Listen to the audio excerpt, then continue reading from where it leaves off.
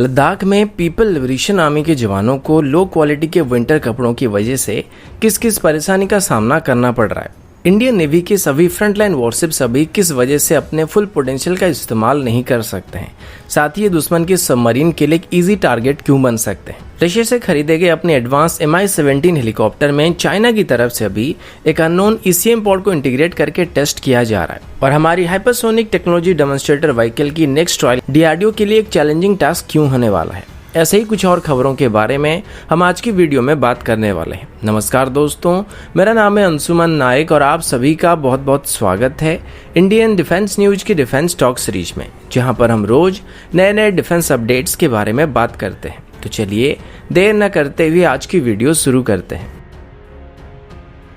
आज की पहली अपडेट चाइना की तरफ से है। एक तरफ ग्लोबल टाइम की तरफ से हर 2-3 दिन के अंतर में पीपल लिबरेशन आर्मी की अलग अलग प्रमोशनल वीडियो को बनाकर पेश किया जा रहा है, जहां पर कभी ये दिखाया जाता है कि पीपल लिबरेशन आर्मी को ड्रोन की मदद से गर्म खाने पहुंचाए जा रहे हैं। कभी ये दिखाया जाता है कि पीपल लिबरेशन आर्मी के सोल्जर के लिए हाईटेक शेल्टर्स को बनाया गया है। लेकिन सच्चाई क्या है, इसके कई झलक हमको पहले से ही देखने को मिल चुका है, जहाँ पर ये लोग सूखी नूडल खा रहे थे और घोड़े या गधों पे सामान लेके फोर्ट पोस्ट तक जा रहे थे। अब इसी बात को लेकर ताइवान टाइम्स की तरफ से एक रिपोर्ट को पेश किया गया था, जिसमें यह बताया गया है कि असलियत में चाइना को अभी लद्दाख में या तिब्बत रीजन में काफी दिक्कत का सामना करना पड़ रहा है। ताइवान टाइम्स की रिपोर्ट के मुताबिक हालांकि चाइना के पास तिब्बत में एक रिलेटिवली फ्लैट ट्रेन मौजूद है, लेकिन इसके बावजूद भी और हाईटेक इक्विपमेंट के बावजूद भी चाइना की पीपल लिबरेशन आर्मी को स्ट्रगल करना पड़ रहा है। और इसके यहाँ पे दो मेन कारण है और सबसे पहला कारण यह है कि पीपल लिबरेशन आर्मी को हाई अल्टीट्यूड में ऑपरेट करने का इतना अनुभव नहीं है और ऊपर से पीपल लिबरेशन आर्मी के पास जो हाई अल्टीट्यूड कपड़े मौजूद है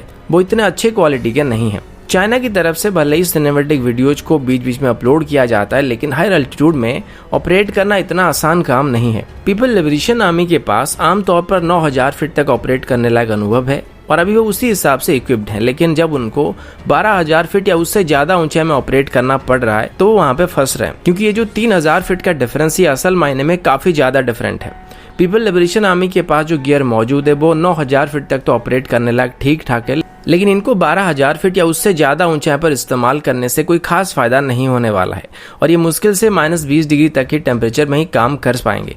इसी वजह से अभी पीपल लिबरेशन आर्मी को कोल्ड वेदर कपड़ों की अर्जेंट रिक्वायरमेंट दिखाई पड़ रही है, क्योंकि अभी उनको यह एहसास हो चुका है कि पहले से उनके पास जो कोल्ड वेदर कपड़े मौजूद थे या उन्होंने खरीदा था वो लद्दाखी विंटर में सर्वाइव करने के लिए सफिशिएंट नहीं है और ऊपर से इनकी क्वालिटी को लेकर भी सवाल खड़ा किया गया था और उसके ऊपर भी जांच करने की बात की गई और इसी के लिए चाइना की तरफ से एक स्पेशल टीम को भी यहाँ पे सेटअप करके अपॉइंट किया गया है, जो कि सीधे तौर पर चाइना की सेंट्रल मिलिट्री कमीशन को रिपोर्ट करने वाली है।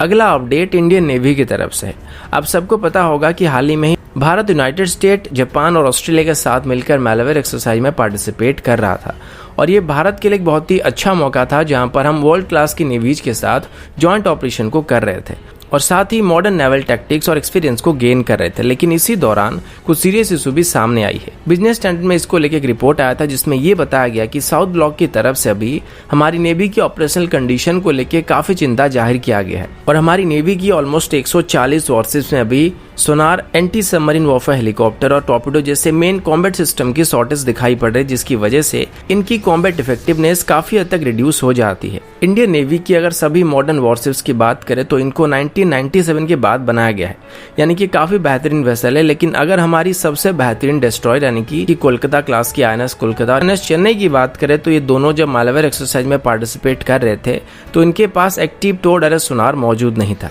और ऐसे सिस्टम अरेबियन सी में दुश्मन के सबमरीन को डिटेक्ट करने में काफी काम आते हैं और इनके बिना दुश्मन के सबमरीन वॉरशिप्स के लगभग 50 से 80 किलोमीटर के दायरे में आ सकते हैं, जहां से वो टॉर्पेडो वगैरह या फिर एंटी-शिप मिसाइल को लॉन्च कर सकते हैं।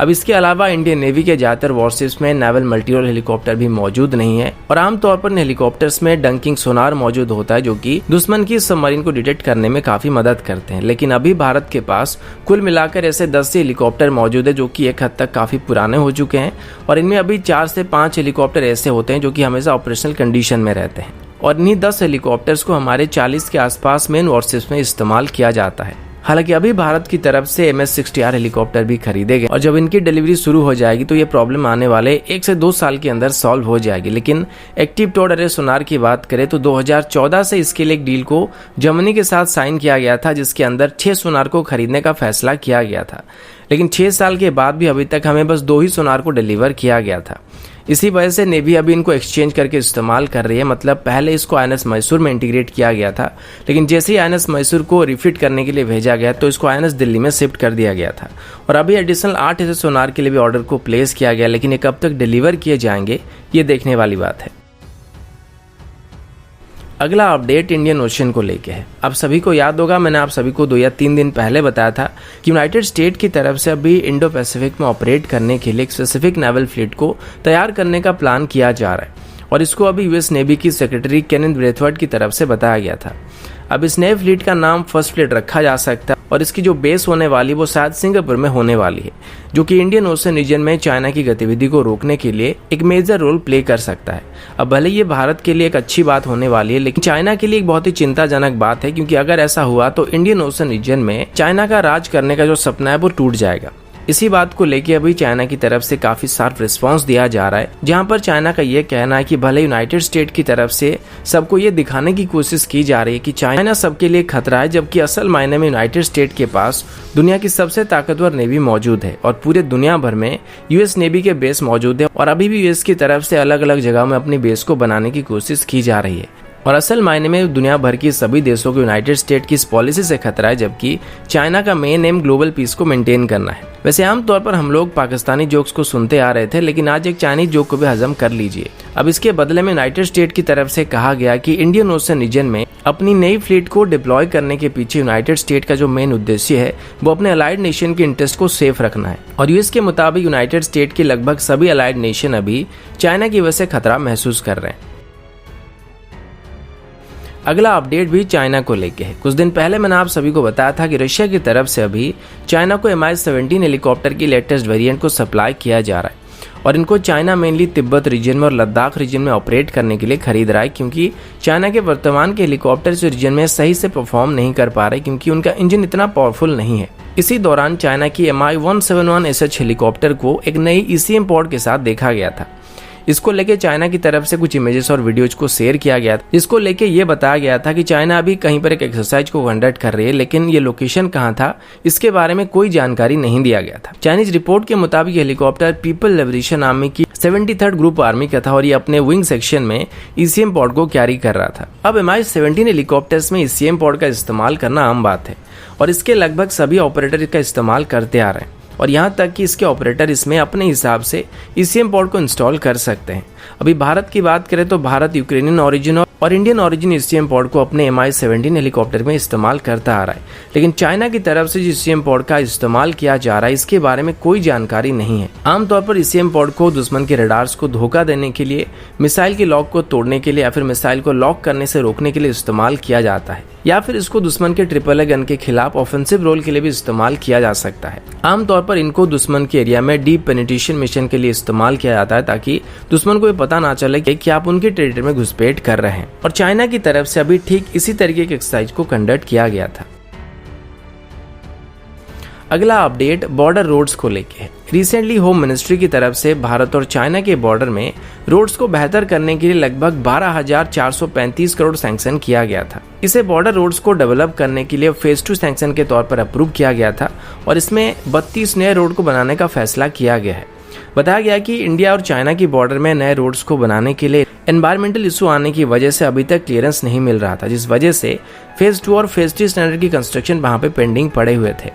अभी फेज 2 के दौरान अरुणाचल प्रदेश, सिक्किम, हिमाचल प्रदेश, उत्तराखंड और लद्दाख में नए रोड्स को बनाने का फैसला किया गया है, जो कि सीधे तौर पर हमारी सभी बॉर्डर आउटपोस्ट को आपस में कनेक्ट करने वाली है। इसके बाद फेज 3 के अंदर 50 एडिशनल रोड को भी बनाने का प्लान किया गया है, जिसमें बाकी बॉर्डर आउटपोस्ट को कनेक्ट किया जाएगा। तो कुल मिलाकर अभी भारत की तरफ से अपने सभी बॉर्डर आउटपोस्ट तक रोड कनेक्टिविटी को एस्टेब्लिश करने की कोशिश की जा रही है। उन सब की कंस्ट्रक्शन अभी चाइना के साथ हुई फेसअप के बाद काफी तेज कर दिया गया है। भारत और चाइना की बॉर्डर को आमतौर पर ITV की तरफ से गार्ड किया जाता है और अभी पूरे इंडो चाइना बॉर्डर में लगभग 180 के आसपास ITV के बॉर्डर पोस्ट मौजूद है, जो कि 9000 फीट से 18500 फीट की ऊंचाई तक मौजूद है। इसके अलावा हाल ही में ITV के लिए एडिशनल 47 आउटपोस्ट को सेटअप करने के लिए होम मिनिस्ट्री की तरफ से भी क्लियरेंस दे दिया गया है। अगला अपडेट भारत की हाइपरसोनिक टेक्नोलॉजी डेमोन्स्ट्रेटर व्हीकल को लेके है। अब सबको पता होगा कि कुछ दिन पहले ही भारत की तरफ से अपनी हाइपरसोनिक टेक्नोलॉजी डेमोन्स्ट्रेटर व्हीकल का एक सफल परीक्षण किया गया था, जिसमें भारत की तरफ से अपनी इंडिजिनस स्क्रैमजेट प्रोपल्शन सिस्टम का इस्तेमाल किया गया था।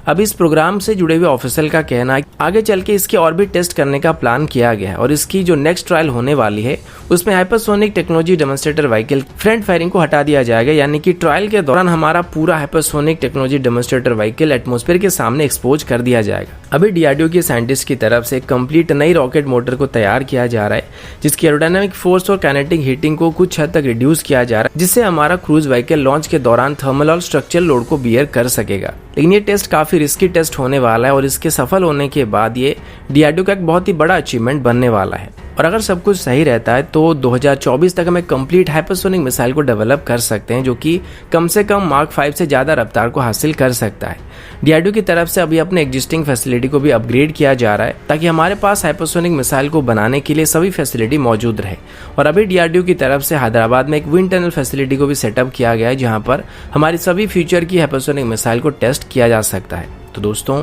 अभी के लिए इतना ही। मिलता हूँ आपसे अगले वीडियो में, तब तक के लिए जय हिंद, वंदे मातरम।